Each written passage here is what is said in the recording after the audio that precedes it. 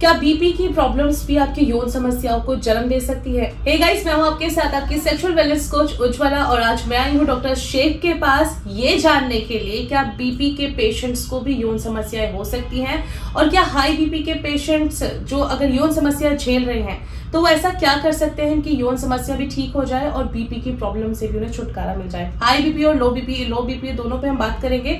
तो चलिए चलते हैं डॉक्टर साहब के पास। सर, बहुत बहुत स्वागत है आपका। और आज का मेरा सवाल सबसे पहले ये है कि हाई बीपी या लो बीपी सेक्सुअल समस्याओं के लिए कौन जिम्मेदार है?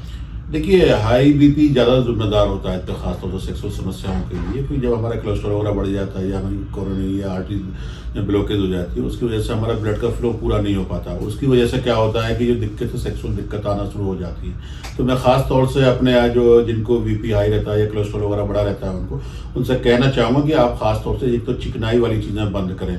और डॉक्टर्स भी, अगर बहुत से डॉक्टर्स कहते हैं कि भाई दूध से दवा, सेक्स वाली दवाओं का मकसद ये होता है, कहते हैं कि दूध से ही दवा खानी, तो आप जो दवा खाते हैं वो दूध से ना खाएं, पानी का इस्तेमाल करें।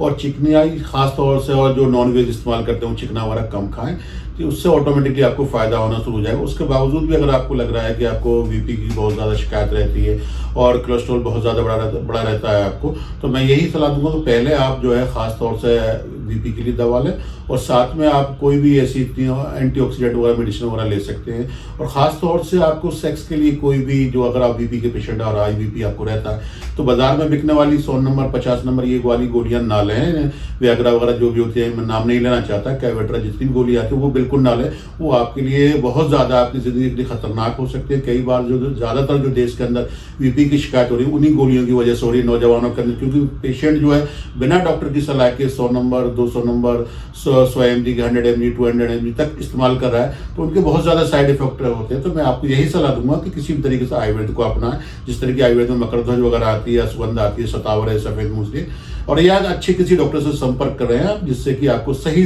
दवा के साथ और सही डायग्नोज के साथ आपको सही इलाज बताया जा सके। हाई बीपी की समस्या में अगर कोई इंसान वाइग्रा का सेवन करता है तो वो कितना खतरनाक हो सकता है, चलिए ये भी जानते हैं।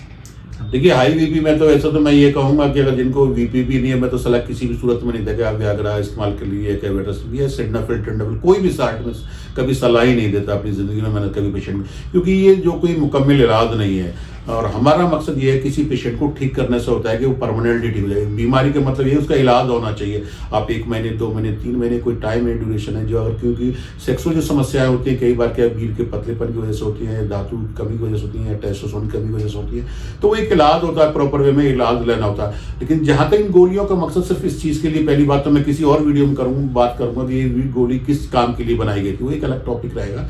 लेकिन खास तौर से अगर आप कभी कभार इंजॉय करते हैं और आप चाहते हैं किसी रात में ज़्यादा करना चाहते हैं, बाहर किसी फीमेल पार्टनर के साथ मिल जाता है, तो मैं यही सलाह दूंगा कि आप 50 mg से ज़्यादा किसी भी सूरत में ना लें।